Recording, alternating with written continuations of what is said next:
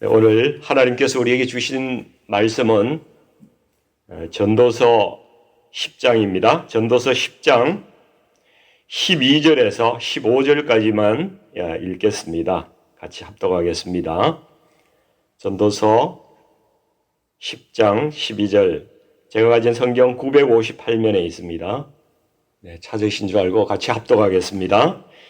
지혜자의 입의 말들은 은혜로우나 우매자의 입술들은 자기를 삼키나니 그의 입의 말들의 시작은 우매요 그의 입의 결말들은 힘이 미친 것이니라. 우매한 자는 말을 많이 하거니와 사람은 장래 일을 알지 못하나니 나중에 일어날 일을 누가 그에게 알리리요. 우매한 자들의 수고는 자신을 피곤하게 할 뿐이라. 그들은 성읍에 들어갈 줄도 알지 못함이니라. 아멘. 오늘 이 말씀으로 우리의 이 혀를 거룩하게 하소서라는 제목으로 말씀을 나누기를 원합니다. 옛날에 그 한양에 박만덕이라는 나이가 좀 지긋한 이런 백정이 살았다고 그래요. 근데 젊은 양반 두 사람이, 양반이지 양반, 젊은 사람 두 사람이 가서 고기를 사러 갔는데 한 양반이 만드가 고기 한 건다 이렇게 이제 이야기를, 백정이니까 천민이니까 이렇게 이야기를 했습니다. 근데 또 한 사람은 나이가 좀 있고 하니까 좀 미안하기도 하고, 그러니까 박서방 고기 한 건만 주게 이렇게 이야기를 했습니다. 근데 두 사람이 받아간 고기의 양이 달랐다는 것이죠. 그래서 고기를 적게 받은 양반이 화가 나서 왜 저 사람 많이 주고 나는 적게 주냐고 따졌습니다. 그래서 이 백정의 이야기가 나으리 것은 만드기가 잘랐고요. 저 나으리 것은 박서방이 잘라서 그렇습니다. 자른 사람이 달라서 고기가 양이 차이 난다고 대답을 했다는 거죠. 다른 사람을 이렇게 낮추어야 자기가 높아질 줄 아는 그런 사람들이 있어요. 여기도 마찬가지로 한 양반은 다른 사람을 하대함으로써 자기가 높아지려고 했는데 결국은 손해는 자기가 봤다는 거죠. 남을 높여준 사람은 항상 좋은 결과를 얻는다는 것입니다. 그러므로 무엇이든지 남에게 대접을 받고자 하는 대로 남을 대접하라. 예수님의 말씀입니다. 우리말에 말이 씨가 된다는 그런 속담이 있지 않습니까? 말이라는 것은 신기하게도 이게 듣는 사람 그 속에 마음에 들어가 가지고 이게 심겨진다는 거예요. 그래서 뭔가 자라난다는 것입니다. 좋은 씨를 심었으면은 그 마음에 듣는 사람으로 하여금 좋은 열매가 그 속에서 자라나게 합니다. 뭐 힘이나 용기 같은 거, 위로, 소망, 그죠? 이런 것들을 주는 것이 좋은 열매죠. 우리가 매일 말로 씨를 심고 있는 사람들이라, 이런 생각을 한번 해보시면 좋을 것 같아요.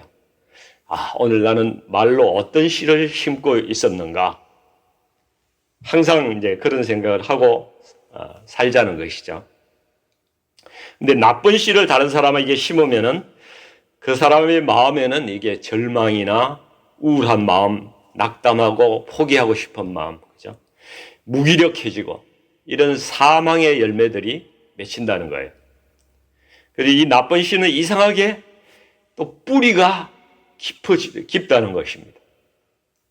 그래서 이 독초의 뿌리를 썬뿌리라고 하지 않습니까? 이 썬뿌리를 심으면은 이 들은 사람, 그 씨가 심긴 사람은 나한테 대해서 평생 적대감이 생기고 반감을 가지고 살아갑니다.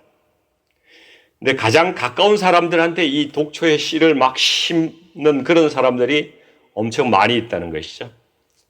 그래서 우리 가정이나 교회 공동체에 이 행복이라는 것, 우리가 모여서 기뻐하고 이렇게 하는 것은 우리가 매일 어떤 말을 심느냐, 좋은 씨를 심느냐, 나쁜 씨를 심느냐, 여기에 달려있다고 해도 과언이 아니라는 것입니다. 우리 사랑하는 성도님들, 우리 말에 힘이 있다는 거 아시죠? 말에 파워가 있습니다.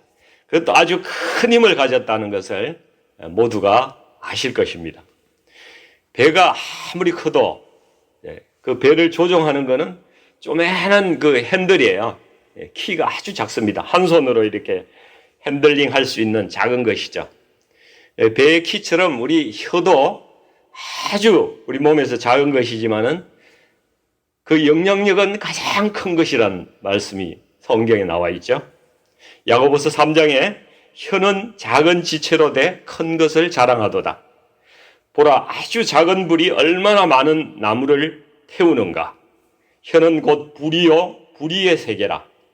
혀는 우리 지체 중에서 온 몸을 더럽히고 삶의 수레바퀴를 불사르나니 그 사라는 것이 지옥불에서 나느니라.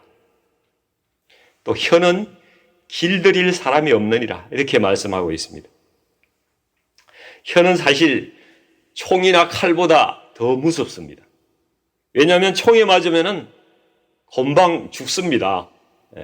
고통은 덜 하잖아요. 근데 칼에 찔리면은 오랫동안 아프죠. 그렇습니다. 근데 혀나 이 말로 이렇게 공격을 받으면은 우리가 죽지는 않지만은 죽음보다 더 큰 고통이 평생 따라다닌다는 것이죠. 그래서 삶의 수레바퀴라고 표현했는데 온 인생을 이 불사르고 뼈를 감고 뼈를 녹이는 그런 고통을 이 말이 우리에게 준다는 것입니다. 그 2차 대전 후에 공산 사회주의 그 유고 초대 대통령이 된 티토라는 사람이 있었어요. 아주 독재자입니다. 독재자.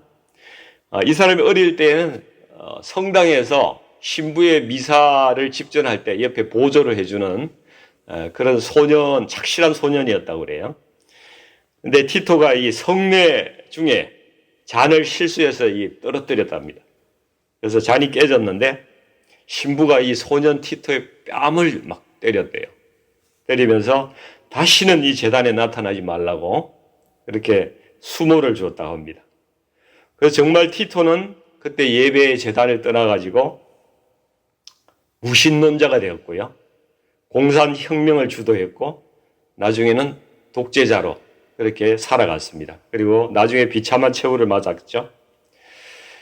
근데 미국의 일리노이에 살던 폴 신이라는 이 어린이도 사제 그 보조를 하는 역할을 했는데 이 사람도 똑같은 그 자서전에 보면 잔을 떠뜨린 경험이 있다고 합니다. 그때 그 사제는 다치지 않았냐? 괜찮아. 너는 아마 커서 훌륭한 신부가 될 거야. 이렇게 이야기를 해줬다고 합니다. 이 말에 위로를 받고 꿈을 계속 꾼 거죠. 신부가 될 꿈을 꾸었기 때문에 이 폴신이라는 사람, 이 사람은 미국의 대주교가 되었고요. 20세기에 가장 영향력 있는 그러한 가톨릭 신부로서 삶을 살아갈 수 있었다고 말합니다. 잠언 18장 21절에 보면은 죽고 사는 것이 혀의 힘에 달렸나니 혀를 쓰기 좋아하는 자는 혀의 열매를 먹으리라. 이렇게 말씀하고 있습니다. 오늘 본문은요, 이 지혜자의 말과 어리석은 자의 말을 대비해서 이렇게 보여주고 있습니다. 지혜자의 입의 말들은 은혜롭다고 12절에 그렇게 말씀하고 있죠. 이 은혜롭다. 아주 경우에 합당한 말을 하면은요, 아주 듣기에 참 좋죠. 그래서 잠언에도 보면 언쟁반의 검사가 같다고 경우에 합당한 말은 그렇게 표현을 하고 있습니다. 그래서 언쟁반의 검사가 얼마나 상큼하고 빛이 납니까? 또 선한 말, 그것은 꿀송이 같아서 마음에 달고 뼈에 양약이 된다고 잠언 16장 24절에서 말씀합니다. 이 선하다는 말은 즐겁고 기쁘고 사랑스러운 그런 의미를 가지고 있죠. 이런 말을 하는 사람은 다른 사람에게 은혜를 끼치는 겁니다. 그래서 입과 혀를 지키는 자는 자기의 영혼을 환난에서 보전한다. 이렇게 말씀하고 있죠. 여러분, 아름다운 말과 지혜로운 말은 문제를 일으키는 법이 없습니다. 그래서 사람을 살려요. 살립니다. 그 생명에 힘을 주고 살림. 한국의 치유상담의 대가로 불리는 분이 이제 정태기 목사님이라고 여러분 아마 다 아실 것입니다. 이 목사님은 말로 사람을 살리는 일을 하고 있는 거예요. 예, 그런 분입니다. 근데 이분 간증을 들어보면은 이 목사님도 30대 후반까지 남들 앞에 서서 말을 한마디 이렇게 제대로 하지 못하는 그런 사람이었다고 그래요. 왜냐하면 어릴 때 상처를 받아가지고 너무 자신감이 없는 거예요. 대인공포증 같은 것이 있었던 그런 사람이었죠. 이분 고향이 원래 목포 그 앞바다 신안 있지 않습니까? 섬. 정도라는 그 섬입니다. 그게 문중경 전도사님이 거기서 살아가셨던 바로 그 섬이죠. 근데 이 아버지가 미리 바람이 나가지고 그 작은 댁을 보는 바람에 늘 작은 댁에 가서 살았다고 그래요. 가끔씩 집에 와가지고 잠시 동안 있다가 가고 그러는데 하루는 밥을 먹는데 이 생선이 올라와 있는데 뭐 바닷가에도 생선이 많을 텐데 그때도 생선도 귀했나 봐요. 생선이 올라와 있는데 아버지가 먼저 생선에 이제 손을 대야 자식들이 먹을 거 아닙니까? 그래서 눈치만 보고 이제 언제 아버지가 저걸 좀 뜯어 드시나 기다리고 있는데 그날은 도통 이렇게 젓가락이 거기 안 가시더라는 거예요. 그래서 기다렸는데 한참 됐는데도 안 가서 자기가 먼저 그 생선에 손을 댔다는 거예요. 이 아버지가 성격이 대단했던 사람 같아요. 바로 그냥 상을 둘 엎어버리고 이놈의 막 후레 자식, 이 쌍놈의 자식 그러면서 막 몽둥이를 가져와가지고 때리려고 그러니까 속옷바람에 겨울에 그 막 도망을 쳐가지고 바닷가 갯바위 밑에 숨었대요.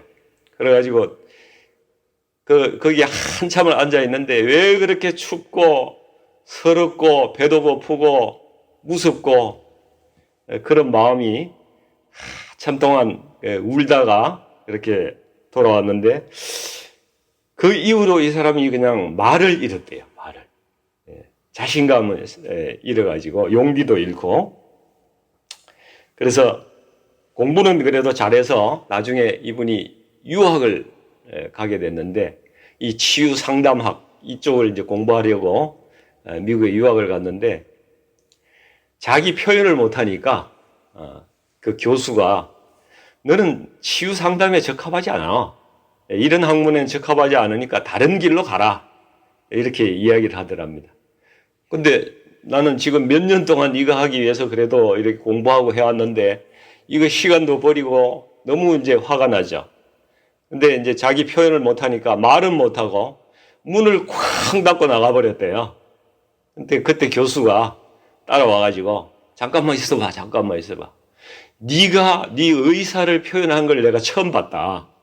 화를 내는 것도 처음 봤고 네가 기분 나쁘다는 표시를 한 게 처음이다. 같이 이야기 좀 하자. 그래서 자기 어릴 때 이야기도 하고 이렇게 했는데 그때 상담을 시작해가지고 어릴 때 이야기를 쭉 했더니만은 이 교수가 그래 너 얼마나 배고팠니? 그 아버지 역할을 해주는 거예요. 너 얼마나 서러웠니? 너 얼마나 무서웠니? 이런 이야기들을 이렇게 해주니까 그냥 거기서 터진 거예요, 이 사람이. 엉엉 울고 그냥 거기서 아버지는 아니지만은 아버지 대행을 통해 가지고 그 아버지에 대한 상처가 이렇게 씌워져서 이분이 그때부터 차츰 살아났다고 그렇게 고백을 하더라고요. 이 어리석은 사람들의 행동과 어리석은 사람들의 말이 우리를 참 불행하게 만듭니다. 항상 문제를 일으킵니다. 이 본문 12절부터 쭉 보면 이렇게 적혀 있죠. 우매자의 입술들은 자기를 삼킨다고 말씀하고 있습니다. 이 전도서에는요, 이 전도서 7장에 보면은 어리석은 것은 미친 것과 같다 이런 이야기가 있어요. 이 솔로몬이 자기 고백적인 표현을 그렇게 많이 하는데, 솔로몬이 내가 여자들한테 빠져가지고 내가 무슨 짓거리를 했는지 모르겠다. 나 지금 미친 짓을 한 거야. 이런 고백이 전도서 7장에 보면 있어요. 근데 오늘 13절에도 보면 말을 어리석게 하는 자의 이 결말도 미쳤다는 겁니다. 미친 짓이라는 거예요. 내가 무슨 말을 지금 한 거야? 나 지금 그냥 결과적으로 내가 미친 그런 짓을 했구나. 이런 고백을 하고 있습니다. 근데 여러분, 말은 한번 우리가 이 어리석게 뱉어버리면 주워 담을 수가 없어요. 생각은 그냥 나쁜 생각을 좀 하더라도 철회하면 그만인데 내뱉지 않으면 모르는데 말은 내뱉고 나면 돌이킬 수가 없는 거예요. 참 말이라는 게 위험한 것입니다. 그래서 잠언 6장 2절에 보면 내 입의 말로 내가 얽혔으며 내 입의 말로 인하여 잡히게 되었느니라. 이렇게 말씀하고 있어요. 또 어리석은 사람의 특징은 말이 많은 것입니다. 말이 많아요. 토커티브. 이 말이 많다는 것은 이 두 가지 의미가 가지고 있는데요. 첫 번째는 여기저기 다니면서 이런저런 이야기를 하고 다니는 겁니다. 남성과 여성에 대해서 비교해서 좀 그렇긴 한데 여성들의 경우에는 하루에 쓰는 언어가 한 2만 5천 단어 정도 된다고 그래요. 남자들은 한 10,000 단어 정도 이렇게 쓰기 때문에 좀 차이가 있답니다. 그래서 아마도 제가 생각하기에는 여성의 어떤 특유의 그 센스, 감수성 이런 걸 통해 가지고 이 가정이나 어떤 조직체에서 위로자가 되라고 하나님께서 조금 더 말을 많이 하게끔 그렇게 만드셨을지 않을까, 그런 생각을 제가 좀 해봅니다. 근데 아무튼 이걸 다 풀어놓지 않으면은 좀 답답한 거죠. 그래서 이제 말씀들을 많이 조금 남성들보다는 많이 해야 된다고 그럽니다. 그래서 바깥에 나가서 모임도 좀 가지고, 그죠? 식당에 모여서 잡담도 좀 하고 수다도 좀 들고, 저는 이거 뭐 긍정적으로 봐요. 그렇게 해야 된다고 생각을 합니다. 근데 남자나 여자나 말을 많이 하다 보면은 우리가 불완전한 존재이기 때문에 말에 실수가 많은 거예요. 그래서 말을 많이 하다 보면은 남의 흉도 보기 시작하고 또 쓸데없는 이야기들을 이제 시작하게 된다는 거죠. 그래서 어리석은 사람들은 자기가 본 이야기도 아니고 뭐 그냥 주워 들은 이야기를 확실치도 않은 이야기를 자꾸 해서 나중에 이제 어려움을 당하게 되는 그러한 사람들이 많은 거죠. 이것도 토크티브, 말이 많은 거예요. 두 번째 말이 많다는 또 의미는 생각 없이 말을 하는 거예요. 생각 없이. 우리가 좀 절제하고 생각하면서 말을 해야 되는데 감정이 일어나는 데 따라서 말을 막 해대는 거죠. 이런 사람들도 말이 많은 것입니다.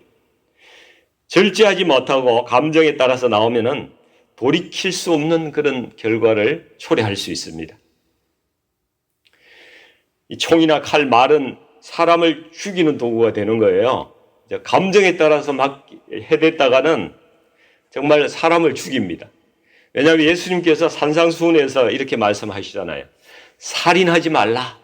이렇게 말씀하실 때에 그 말씀을 똑같이 풀어내실 때 어떻게 풀어내시는가 하면 형제에게 분노하고 욕하고 험담하는 것, 이것이 사람을 죽이는 일이라고 말씀하고 있으세요. 똑같은 반열에서 해석하신 거예요. 형제에게 노하는 자마다 심판을 받게 되고 형제를 욕하는 자는 공회에 잡혀가게 되고 미련한 놈이라 하는 자는 지옥불에 들어간다고 말씀하고 계세요. 이거 우리가 심각하게 생각해야 되거든요. 우리 가운데에 만약 이 말을 통해서 계속 다른 지체들에게 고통을 주는 분이 있다면은 예수님은 너 지금 다른 사람을 죽이고 있는 거야. 그렇게 말씀하시는 거예요. 사람을 말려 죽이는 겁니다. 칼로 찌르는 것보다 더 고통스럽게 하고 있다는 거예요. 여러분, 이제 3일만 지나면은 2023년이 시작되지 않습니까? 올해가 다 갔는데요. 새해 결심하신 것들이 있으시겠죠. 정말 우리가 바꿔야 될 것, 결심해야 될 것은 우선적으로 내 입으로 다른 지체를 괴롭히는 일을 멈추는 것이라고 생각을 합니다. 우리 입술을 거룩하게 하는 일입니다. 한국에 경기 제일교회라는 교회가 있는데요. 이 교회는 아름다운 우리 교회의 언어라는 약속을 정해가지고 이렇게 교회 곳곳에 이렇게 붙여놓고 전 교인이 다 실천을 하고 있다고 그래요. 저는 우리 교회도 이런 약속 같은 거 좀 정해가지고 좀 운동을 시작했으면 좋겠다 이런 생각을 해봅니다. 이 교회에서 하고 있는 거 조금 이렇게 보니까 이런 게 있어요. 다른 사람이 자신을 부르면 언제나 이렇게 대답을 한답니다. 집사님, 저 보세요. 뭐 이렇게 하면 예, 집사님. 예자를 붙이는 거예요. 박 권사님 그러면 예, 권사님. 목사님 예. 제가 한번 불러볼까요? 이 권사님. 예, 목사님. 예, 이렇게 하시는 겁니다. 그래서 엄마를 부를 때 예, 엄마가 뭐라 그러면 예, 엄마 이렇게 대답을 한다는 거죠. 그러면 이 관계가 아주 친밀하게 되고 긍정적인 관계로 바뀐다고 그래요. 그리고 늘 됩니다. 잘 됩니다. 할수록 더 잘 됩니다. 이런 선포를 늘 한답니다. 그리고 칭찬을 받으면은 다 주님의 은혜입니다. 오직 주님께만 영광입니다. 이렇게 또 써주셔서 감사합니다. 쓰임받아서 영광입니다. 언제라도 불러주세요. 이게 얼마나 적극적입니까? 또 실수를 해도 괜찮아요. 그럴 수도 있지요. 저는 더 실수가 많은 사람입니다. 또 여러 가지가 있었는데 또 특징적인 게 있어요. 다른 지체가 이렇게 험담을 하잖아요. 그러면은 이렇게 이야기를 하라는 겁니다. 그분이 그럴 분이 아닙니다. 그분이 얼마나 좋으신 분이신데요. 저 입 싸요. 입 싸기 때문에 저한테 이야기하면 저 바로 옮긴다는 거예요. 언어도 이렇게 습관인 것 같아요. 훈련이 필요하고요. 자신을 바꿔나가는 그런 훈련이 필요하다는 거죠. 그리고 만약 우리가 대화를 할 때 상대방이 내 말을 만약에 녹음하고 있다고 생각해 보세요. 함부로 이 말을 하겠습니까? 쉽지 않죠. 근데 하나님께서 우리가 한 모든 행위와 내뱉는 말을 다 기록하고 녹음하듯이 다 기억하고 계신다는 사실을 아십니까? 우리가 이거 모르고 잊어버리고 살아가고 있어요. 내가 하는 모든 말에 녹음기가 돌아가고 있다는 사실을 우리는 기억해야 합니다. 사랑하는 성도님들이요, 이 다가오는 새해의 한 해 동안 또 우리는 수많은 말들 가운데 복잡한 세상 가운데 살아가게 되겠죠. 말 때문에 상처받고 분노하고 실망하고 낙담하고 우울해지고 또 그런 가운데 살아가시는 분들도 계실 테고 또 어떤 분은 위로와 격려를 듣고 살아나는 사람도 있을 겁니다. 우리가 매일 하나님의 말씀을 읽는 이유는 내 인격과 성품과 언어가 예수님을 닮아가기 위함이거든요. 하나님의 언어를 통해서 내 존재와 인격을 빚어가도록 그 때문에 우리가 말씀을 읽고 변하려고 노력을 하고 있는 것입니다. 우리가 세상의 소리, 서로 미워하고 잘못을 헐뜯고 비판하는 소리, 이런 소리를 우리가 이제 내려놓기를 원합니다. 그리고 하나님 말씀에 집중해서 내 입에서 나가는 말은 사람을 살리는 생명의 언어, 그렇죠? 내 입술에서는 이러한 언어만 하기를, 내가 그런 말만 하기를 다음 한 해에 결단하고 나가는 그런 우리가 되기를 주님의 이름으로 간절히 축원드립니다. 같이 기도하겠습니다.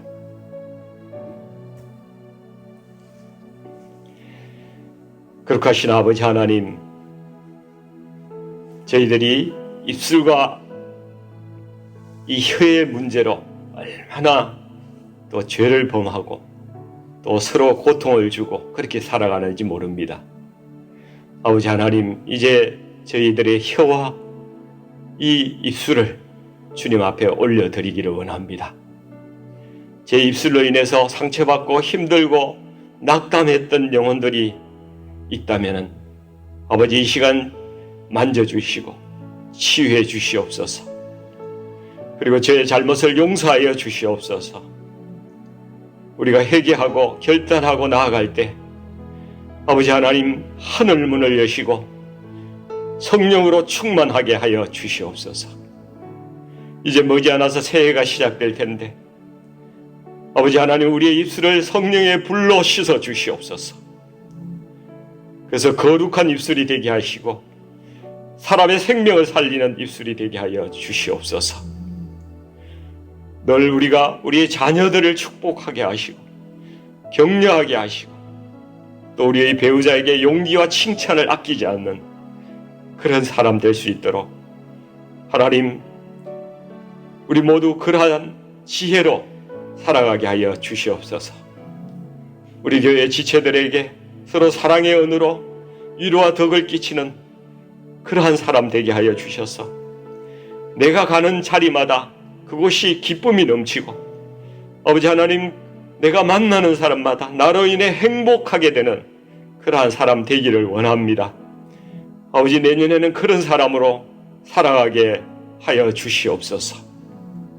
우리 가정과 교회가 정말 나로 인해서 행복해지는 아버지, 그러한 역사가 하나님 일어나게 아버지 하나님 저를 도와주시옵소서. 예수님의 이름으로 간절히 기도드리옵나이다.